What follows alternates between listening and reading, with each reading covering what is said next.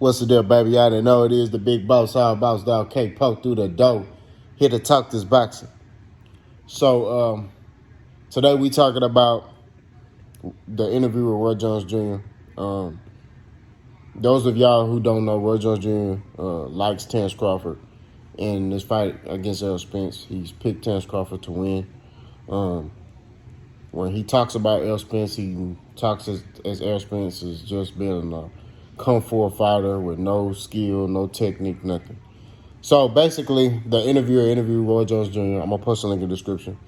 And, asked him what did he think about the fight being made. Roy Jones Jr. said, hey, it's overdue, but the fight, we're getting a treat. He just kind of expressed his likings of the fight. What I have an issue with is, they asked him, basically about the winner of this fight. And he said if Errol Spence survives, he has a chance to beat Crawford, but he's picking Crawford to stop Errol Spence late. Now, let's break this down. Now, granted, that's his opinion. The problem I have with the statement is he said if Errol Spence survives. Like, I'm not gonna lie to you, Bud, that should be flipped the other way around. If Bud Crawford survives. And the reason why I say that is because Errol Spence is a busier fighter than Bud. You know what I mean? Errol Spence is busier. You know what I mean? But it's technical. It's not reckless.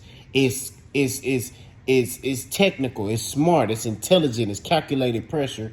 And even if he's not applying pressure, everything is calculated. It's not like he just going in with no game plan and he relying on his size, like people saying now. He's using skill and IQ to break his opponent down. You know what I mean? To get to his opponent, to land certain shots, to set up shots. You get what I mean? Those are the things that Errol Spence is good at. So, and you don't realize that Errol Spence, he cuts it up as his opponents cut it up. So yeah, Errol Spence comes out and starts fast. But he finishes strong too.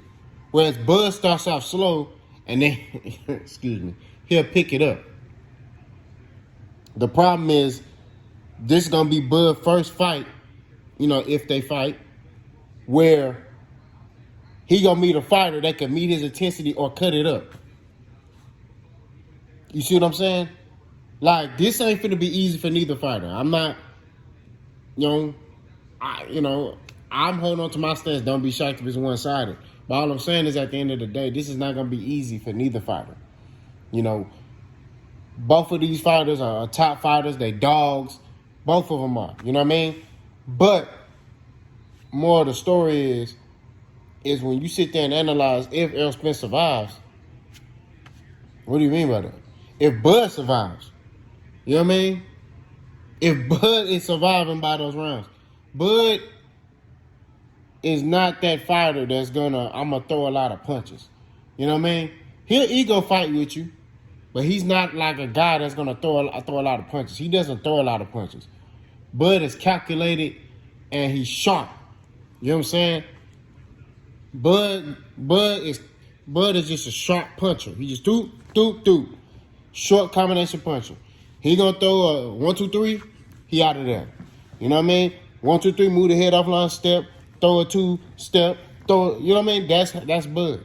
Whereas Errol Spence is jab, body shot, jab, uppercut. But Errol Spence, he places his shots. It's like he knows where to put the shot at on a button. You know what I mean? Errol hitting everything. Elbow, your elbow in the way he hitting that, bicep, he hitting that. So now, what happens if you keep getting hit in your bicep? It's going to start wearing down. So now you're going to have to move your hand up or move it down. Now that's freeing up them ribs. You know what I mean? Canelo do that. He did that to Callum Smith. Callum Smith was trying to, keep them hands high. Canelo started hitting that bicep. What happened to Callum Smith's bicep? You know what I mean? That's just the moral of the story. But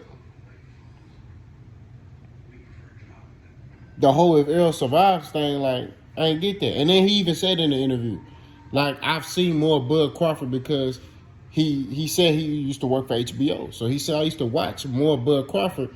So he ain't really watched Errol Spence. This is the stuff that I'm saying.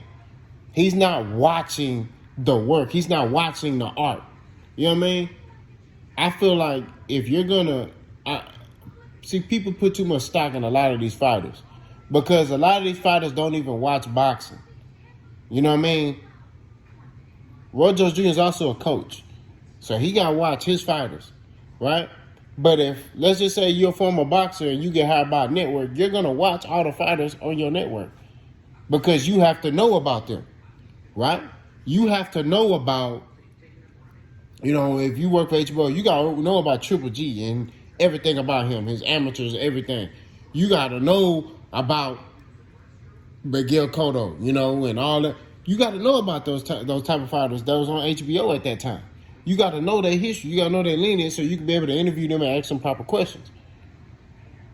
But sometimes as fans, we tend to put too much stock in these Hall of Fame fighters and think, oh, well, he's a Hall of Fame fighter, so he know boxing. Yes, he may know how to fight, but he may not know how to articulate how this other fighter fights. Or he may not have seen this other fighter fight. You know what I mean? So at that point in time, what I feel like he should say is, bam, hey, bro, I ain't watched too much of Errol Spence, you know, so I can't really comment on how he fight. But one thing I know about Bud, because, hey, we was on the same network. You know, I was a commentator. He fought on HBO. Yeah, I seen him fight, and, you know, he got this, and this. I can't really comment on Errol Spence, so I can't really comment on the outcome of the fight. That's how you do it. Somebody, for example, somebody asked me, Monster Shoon asked me, hey, bro, talk about Clarissa Shields and, you know, the British girl she fighting. I said, I don't know nothing about that British girl. So I can't sit there and articulate and comment about a fighter or a fight when I don't know how this other fighter fights. I don't know their style. You know what I mean? So I got to do my homework on that so I can be able to make content on that. You know what I mean? I'm not going to sit here and talk about a fighter and I haven't seen them fight. I don't know anything about that fighter.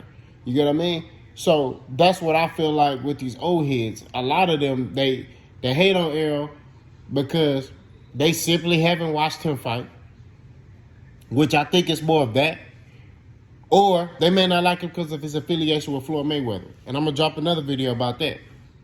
The reason why there's hatred towards a lot of these fighters is because the affiliation with Floyd Mayweather and Heyman. So we're going to drop another video about that. But y'all let me know what y'all think about Roy Jones Jr. comments. Boss gone.